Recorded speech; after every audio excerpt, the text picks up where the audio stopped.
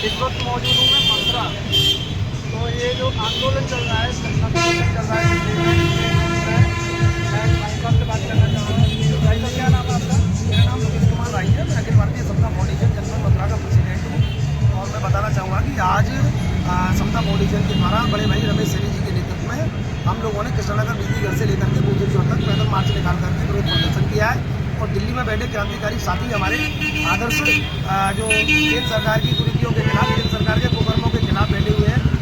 Paper में जो परीक्षा पेपर जो लीक हो रहे हैं उनके खिलाफ जो बैठे हुए हैं, धर्मेंद्र प्रधान की इस्तीफा की मांग को लेकर के बैठे हैं। हमने आज उनके समर्थन में यहाँ पर एक प्रदर्शन किया है और मांग की है कि केंद्र सरकार को बर्खास्त किया जाए, धर्मेंद्र प्रधान को बर्खास्त किया जाए। और ये जो हमारे यहाँ सरकारें चल रही है भारतीय जनता पार्टी की, ये राम के नाम पर चोरी करने का काम कर रही हैं। और आपने देखा होगा कि उत्तर प्रदेश में पिछले दिनों एक बिना किसी जांच किए बगैर सिर पैर की खबर चला दी गई कि कोचिंग में छात्रों की मौत हुई है, जबकि वो एक फैक्ट्री थी, वहाँ लोग काम करते थे और उसमें तमाम लोगों के कोचिंग सेंटरों को जब्त कर लिया बगैर किसी सूचना के, जिसकी ताबड़तोड़ कार्रवाई की गई।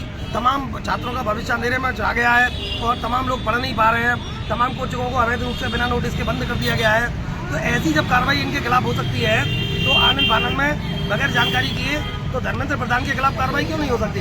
जब धर्मेंद्र प्रधान को इस्तीफा ले लेंगे तो उससे शिक्षा में सुधार हो जाएगा? नहीं, शिक्षा में जो कम से कम वो आदमी तो उसके पद पर आएगा जो आदमी शिक्षा में सुधार करने लायक होगा। किसको नियुक्त करना चाहोगे? नहीं, ये सरकार की मर्जी है, सरकार बनाएगी, सरकार बहुमत में, हम थोड़ी बनाएंगे। हम तो केजरीवाल का बयान आया है, केजरीवाल साहब जो बयान दे रहे हैं कि सोनम जी को बनाया जाए, उसके विरुद्ध में क्या कहना चाहोगे? नहीं, सोनम जी से मतलब नहीं होता है, ये किसी के कहने से और मेरे कहने से नहीं बनेगा। मतलब मेरे कहने से इतना हो सकता है कि धर्मेंद्र प्रधान जो इस बात के लिए जिम्मेवार है वो दोषी है।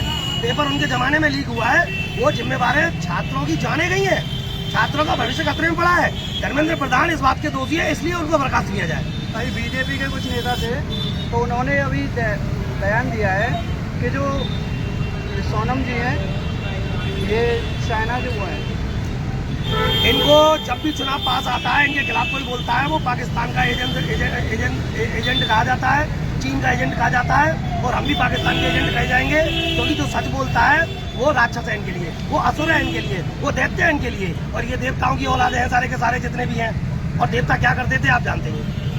सोनम जी को आज 19वां दिन है और उनका वजन केवल 8.5 किलो से कम भी घट गया है, ऐसा सुनने में आया है।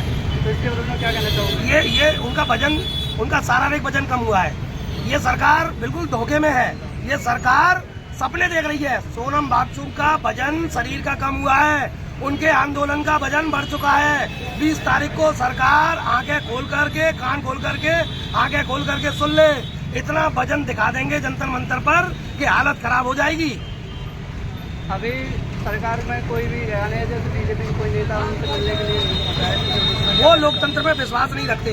भारतीय जनता पार्टी के लोग राम के नाम पर चोरी मेरा काम, लिया राम का नाम चोरी मेरा काम, इनका यही धंधा है, यही इनका धर्म है। बस आगे क्या कहोगे? आगे हम सब लोगों से अपील करते हैं आज आंदोलन के माध्यम से कि सभी लोग 20 तारीख को रेलगाड़ी के माध्यम से, अपने साधनों के माध्यम से, अपने निजी साधनों के माध्यम से इस आंदोलन को सफल बनाने के लिए सोनम वांगचुक जी की ही नहीं संपूर्ण अपने बच्चों के समर्थन में दिल्ली पहुंचे। मथुरा की जनता को क्या संदेश देना चाहोगे? मथुरा की जनता से ही कह रहे हैं हम लोग, देश की जनता जाए, मथुरा की जनता जाए और एक एक से बूंद बूंद से घड़ा भरता है। और हम आपको दिखाएंगे कि सोनम वांगचुक का वजन कितना बढ़ गया।